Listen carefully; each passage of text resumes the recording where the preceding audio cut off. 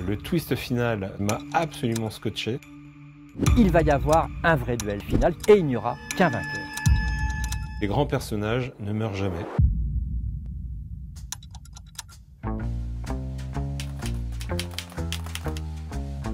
Le capitaine Nemo, Fantomas, Vidocq, Mandrin, ce qui est étonnant avec les grands héros de la littérature populaire française, c'est qu'ils sont souvent du mauvais côté de la barricade. En fait, ce sont souvent des méchants.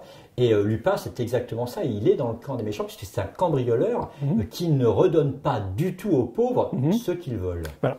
Comment t'expliques que tout le monde l'aime? Tout d'abord, Lupin ne s'attaque qu'à des gens qu'il mérite. Lupin se considère comme un artiste. Pour lui, la cambriole, comme on disait à l'époque, l'art de cambrioler, fait partie des beaux-arts. Il a un code moral. Il ne tue pas.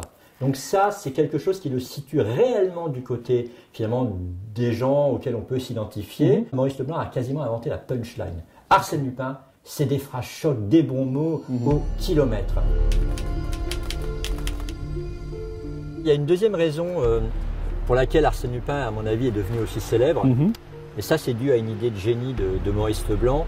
C'est qu'il va arriver à faire croire au public qu'Arsène Lupin existe vraiment. Et quelle astuce alors? Eh bien, viens, je vais te faire voir. Dans le roman le plus célèbre de Maurice Leblanc, L'Aiguille creuse, en fait, Maurice Leblanc nous donne des tas d'indices pour trouver le passage secret qui va conduire à l'aiguille creuse. Maurice Leblanc, qui habite à Étretat, voit bien qu'il y a des gens qui cherchent à savoir si c'est vrai. Et qu'est-ce qu'il va faire? Et c'est là où c'est vraiment extraordinaire. Il va demander à un artisan local de venir graver ces deux pierres.